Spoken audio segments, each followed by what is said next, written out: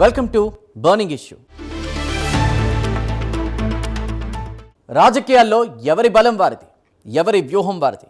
కానీ ఒక నాయకుడు పొరుగు రాష్ట్రంలో అడుగు పెడుతున్నాడంటేనే ఇక్కడి వారికి ఎక్కడ లేని వణుకు ఎందుకు పుడుతోంది? పవన్ కళ్యాణ్ సభ అనగానే తెలంగాణ రాజకీయాల్లో కొందరికి చెమటలు పడుతున్నాయి. ఎందుకీ ఉలుకు, ఎందుకీ అక్కసు? అన్నదమ్ముల్లా ఉన్నటువంటి ప్రజల మధ్య మళ్ళీ విద్వేషాల చిచ్చు పెట్టే కుట్రలు జరుగుతున్నాయా? గుమ్మడికాయల దొంగ అంటే భుజాలు తడుపుకున్నట్లు పవన్ వస్తే తమ పునాదులు ఎక్కడ కదులుతాయో అన్న భయమే ఈ ఆంక్షలకు కారణమా? ఆ ఆంతర్యం ఏంటో, ఎవరి భయం వెనుక దాగి ఉన్న అసలు కథేంటో ఈ స్పెషల్ స్టోరీలో చూద్దాం.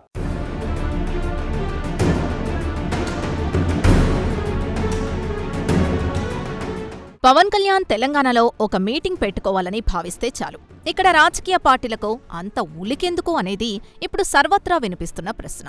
ప్రజాస్వామ్య దేశంలో ఏ పార్టీ అయినా తమ సమావేశాలు పెట్టుకునే స్వేచ్ఛ లేదా అన్నది ప్రధానమైన పాయింట్. ఒక రాజకీయ పార్టీగా తమ కార్యకర్తల్ని కలుసుకునే వీలు, హక్కు ప్రతి ఒక్కరికి ఉంటుంది. కానీ పవన్ కళ్యాణ్ సభ ప్రతిపాదన తెరపైకొచ్చిన దగ్గర్నుంచి కావాలనే కొందరు వివాదాలు తేవడం స్పష్టంగా కనిపిస్తోంది. అసలు ఈ పొలిటికల్ డ్రామా వెనుక ఉన్న ఆంతర్యం ఏంటన్నది ఇప్పుడు రాష్ట్రవ్యాప్తంగా ఒక ప్రధానమైన చర్చనీయాంశంగా మారింది. ప్రత్యర్థి పార్టీల నాయకుల భయం వెనుక ఉన్న అసలు కారణాల్ని ప్రజలు చాలా నిశితంగా గమనిస్తున్నారు.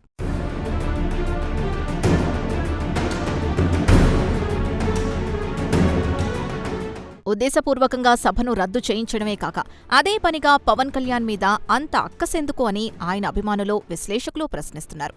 ఇదంతా చూస్తుంటే గుమ్మడికాయల దొంగ ఎవరు అంటే భుజాలు తడుముకున్నట్టు అన్న సామెత గుర్తుకొస్తోంది. పవన్ వస్తే తన రాజకీయ పునాదులు ఎక్కడ కదులుతాయో అన్న ఇన్సెక్యూరిటీ ఈ నాయకుల్లో కనిపిస్తోంది. ప్రజాస్వామ్యంలో ఎవరైనా ఎక్కడైనా సభలు పెట్టుకోవచ్చన్న టీడీపీ అధినేత ఏపీ సీఎం చంద్రబాబు నాయుడు మాటలు ఈ సందర్భానికి అక్షరాలా సరిపోతాయి. తమ ఎజెండాను ప్రజల్లోకి తీసుకెళ్లడం, వాళ్ల మద్దతు కూడగట్టుకోవడం ఏ రాజకీయ పార్టీకైనా ప్రాథమిక హక్కు. దాన్ని అడ్డుకోవడం ద్వారా వీరు తమ బలహీనతను వారంతట వారే బయట పెట్టుకుంటున్నారనే అభిప్రాయం పబ్లిక్లో బలంగా నాటుకుపోతోంది.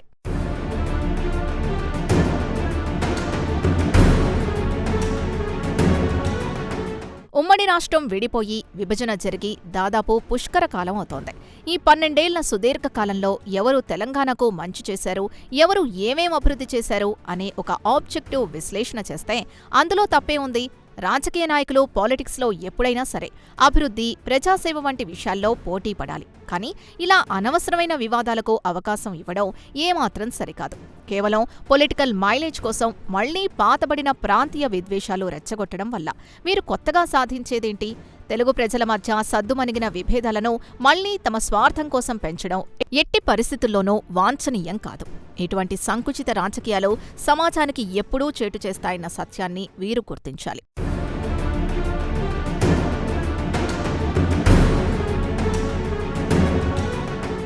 నిజానికి పవన్ కళ్యాణ్ సభకు తెలంగాణలో అనుమతి నిరాకరించడాన్ని కేవలం ఆయన అభిమానులు మాత్రమే కాదు, టీడీపీ, బీజేపీ సహా ఇతర రాజకీయ పార్టీలు కూడా తీవ్రంగా ఖండిస్తున్నాయి.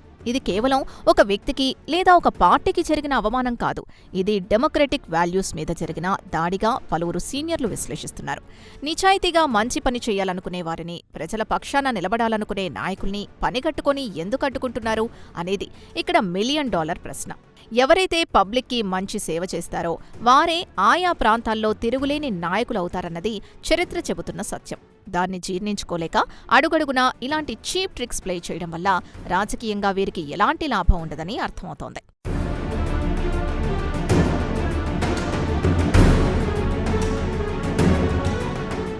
ఒక పార్టీ సభ పెట్టుకోవడం అనేది ప్రాథమిక ప్రజాస్వామ్య హక్కు. మంచి ఎవరు చేస్తే ప్రజలు వారిని ఆదరిస్తారు. మరి పవన్ కళ్యాణ్ను అడ్డుకోవడంలో ఉన్నటువంటి ఆంతర్యం ఏంటి?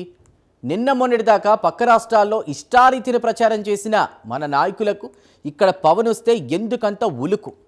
ఈ ద్వంద్వ ప్రమాణాల వెనుక ఉన్నటువంటి వాస్తవాలేంటో, వారిలో కలుగుతున్నటువంటి ఆ ఇన్సెక్యూరిటీ ఏంటో మరింత లోతుగా విశ్లేషిద్దాం.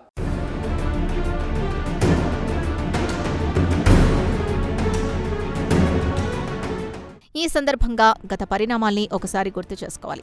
గతంలో తెలంగాణకు చెందిన బీఆర్ఎస్ పార్టీ ఆంధ్రప్రదేశ్లో తమ బ్రాంచ్ ఏర్పాటు చేసినప్పుడు అక్కడి ప్రజలు కానీ, నాయకులు కానీ ఇలాంటి అభ్యంతరాలు ఏవైనా వ్యక్తం చేశారా? ఎదుటివారి కంట్లో నలుసుని చూసేవారు, తమ కంట్లో గుదిబండను చూసుకోరు అన్నట్టుగా ఉంది ఇక్కడి నాయకుల తీరు.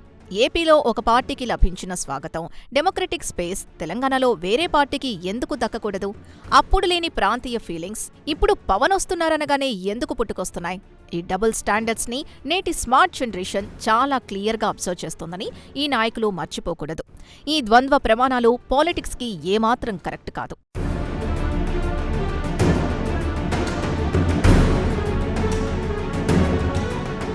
పొరుగు రాష్ట్రాల ఎన్నికల వ్యవహారాల్ని ఒకసారి గమనిస్తే, గతంలో తమిళనాడు, కర్ణాటక ఎన్నికల్లో టీడీపీ నేతలు నేరుగా అక్కడికి వెళ్లి తమ అభ్యర్థుల కోసం ప్రచారాలు చేయలేదా? అదేవిధంగా తెలంగాణకు చెందిన అనేక మంది కాంగ్రెస్ నాయకులు కూడా దేశంలోని ఇతర రాష్ట్రాల్లో తమ పార్టీ తరపున యాక్టివ్గా క్యాంపెయిన్ చేయలేదా? అప్పుడు విశాల దృక్పథంతో వ్యవహరించిన నాయకులు ఇప్పుడు పవన్ కళ్యాణ్ మీటింగ్ అనగానే ఎందుకు సన్నగిల్లిన లోకల్ సెంటిమెంట్ ని అడ్డుపెట్టుకుంటున్నారు?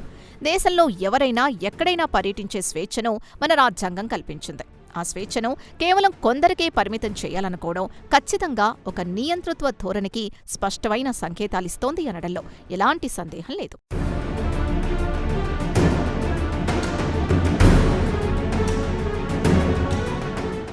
కేవలం మన దేశ రాష్ట్రాల వరకే కాదు, కాస్త గ్లోబల్గా ఆలోచిస్తే మన తెలుగువారి సత్తా ఏంటో యావత్ ప్రపంచానికి తెలుసు. అగ్రరాజ్యాలైన అమెరికా, ఆస్ట్రేలియా, యూకే వంటి పెద్ద దేశాల్లో ఎంతో మంది ప్రతిభావంతులైన తెలుగువారు అత్యున్నత రాజ్యాంగ పదవుల్లో కొనసాగడం లేదా? ఆయా దేశాల్లో మనవాళ్లు అనేక కీలక పదవులు చేపట్టి ఏమాత్రం పక్షపాతం లేకుండా అక్కడి రాజ్యాంగ నిబంధనల ప్రకారం ఎంతో సమర్థవంతంగా పనిచేయడం లేదా? లీడర్షిప్ క్వాలిటీ ఉంటే చాలు, ఏ దేశమైనా రెండు చేతులా ఆదరిస్తుంది.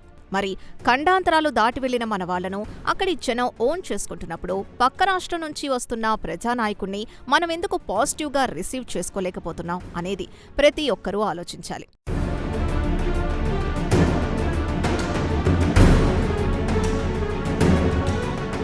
అంతెందుకు, విదేశాల్లో మనవారు కీలక పదవులు అధిరోహించినప్పుడు వారిని అక్కడి స్థానిక జనం కానీ లేదా అక్కడి నేతలు కానీ ఏమాత్రమైనా అడ్డుకుంటారా?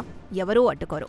పైగా వాళ్ల టాలెంట్ని చూసి ఎంతో గొప్పగా అప్రిషియేట్ చేస్తారు. కానీ మన దగ్గర మాత్రం విచిత్రంగా ఒక బౌండరీ లైన్ గీసుకొని ఈ ప్రాంతం మాది, ఇక్కడికి ఇంకెవరూ రాకూడదు అన్నట్లుగా ప్రవర్తించడం చాలా విడ్డూరంగా అనిపిస్తుంది. ఇది ఖచ్చితంగా ప్రోగ్రెసివ్ ఆలోచనల్ని అడ్డుకునే మైండ్ సెట్ అని చెప్పక తప్పదు.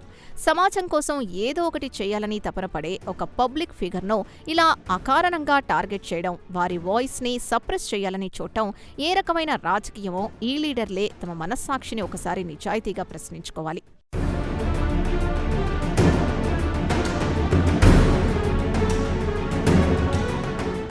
అది సంగతి. ఖండాంతరాలు దాటిన మనోళ్లకు అగ్రరాజ్యాలు సైతం పట్టాభిషేకం చేస్తున్నాయి. కానీ పక్క రాష్ట్ర నాయకుడు వస్తే మాత్రం మనం బౌండరీలు గీసుకుని కూర్చుంటున్నాం. అసలు పవన్ ఎంట్రీతో తెలంగాణలో ఎవరి ఓటు బ్యాంకుకు గండి పడుతుంది?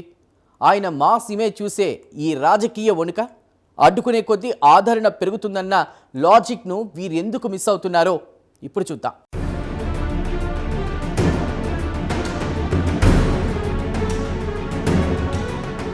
పవన్ కళ్యాణ్ ఇక్కడ అడుగు పెడితే తెలంగాణకొచ్చే నష్టమేంటని సామాన్యులు సైతం ఇప్పుడు ఓపెన్గానే మాట్లాడుకుంటున్నారు. ఒక సినిమా హీరోగా ఆయనకు రెండు రాష్ట్రాల్లోనూ విపరీతమైన ఫ్యాన్ ఫాలోయింగ్ ఉంది. ఆయనకున్న ఆ మాస్ ఇమేజ్, ఆయన ఫైర్ బ్రాండ్ పాలిటిక్స్ చూసే ఇక్కడి పార్టీలు పూర్తిగా డిఫెన్స్లో పడిపోయాయన్నది అసలు ప్రశ్న. ఒకవేళ ఆయన సభ పెడితే భారీగా జనం వస్తారని, తమ సొంత ఓటు బ్యాంకు ఎక్కడ గల్లంతవుతుందో అన్న టెన్షన్ వాళ్లను తీవ్రంగా ఉక్కిరిబిక్కిరి చేస్తోందని స్పష్టంగా అర్థమవుతోంది. అందుకే ఇలాంటి అనవసర అడ్డంకులు సృష్టించి ఆయన స్పీడ్కు బ్రేకులు వేయాలని ప్లాన్ చేస్తున్నట్లు కనపడుతోంది. అయితే ఇలాంటి పొలిటికల్ జిమ్మిక్కులు ఎంతో కాలం నిలబడవని వీరు గ్రహించడం లేదు.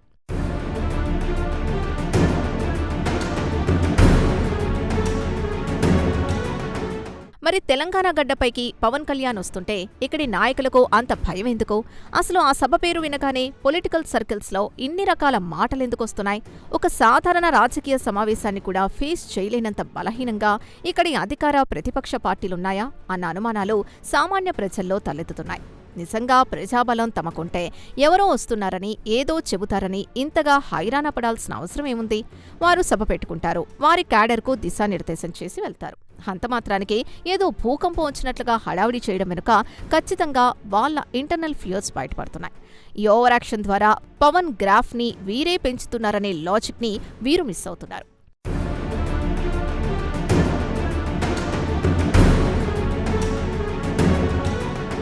నిజానికి మారుతున్న రాజకీయాల్లో విమర్శలు ప్రతివిమర్శలు అనేవి చాలా కామనే. కానీ ఇలా సభలను సమావేశాలను కావాలని అడ్డుకునే సంస్కృతి మాత్రం డెమోక్రసీకి ఏమాత్రం హెల్దీ సైన్ కాదు. ప్రజలకు ఎన్నో రకాల సమస్యలున్నాయి. వాటిని పరిష్కరించే పాజిటివ్ ఎజెండాతో ముందుకు రావడం మాని కేవలం ఫలానా వ్యక్తి వస్తున్నాడు కాబట్టి అడ్డుకోవాలి అన్న మైండ్ సెట్తో పనిచేయడం కరెక్ట్ కాదు. ఆకాశం మీద ఉమ్మేస్తే అది తిరిగి మన ముఖం మీదే పడుతుంది అన్నట్లుగా ఇలాంటి అప్రజాస్వామిక చర్యలు ఫ్యూచర్లో ఈ నాయకులకే బూమ్రాంగ్ అయ్యే ప్రమాదం ఉంది. ఎవరైతే అణిచివేయాలని చూస్తారో అక్కడి నుంచే ఎప్పటికైనా బలమైన తిరుగుబాటు వస్తుందన్న బేసిక్ హిస్టరీని మర్చిపోకూడదు. ఈ రచ్చ ద్వారా పవన్ కు ఫ్రీ పబ్లిసిటీ దొరుకుతోంది.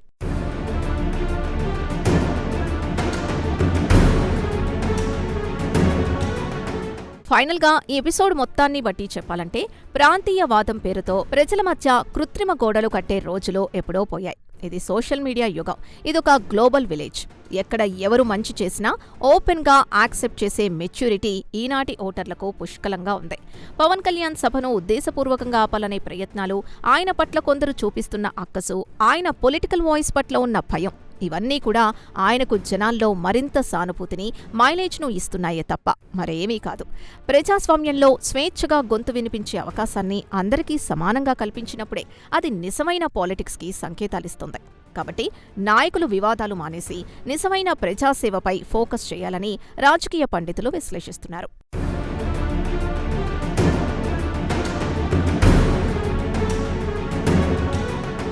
ఇది అసలు కథ. ప్రాంతీయవాదం పేరుతో అడ్డుగోడలు కట్టేటువంటి రోజులు ఎప్పుడో పోయాయి. ఈ స్మార్ట్ యుగంలో జనం అన్నీ నిశితంగా గమనిస్తున్నారు. ఎవరినైనా అకారణంగా అణచివేయాలని చూస్తే అక్కడి నుంచే బలమైన తిరుగుబాటు వస్తుంది అన్నది చరిత్ర చెప్పిన సత్యం.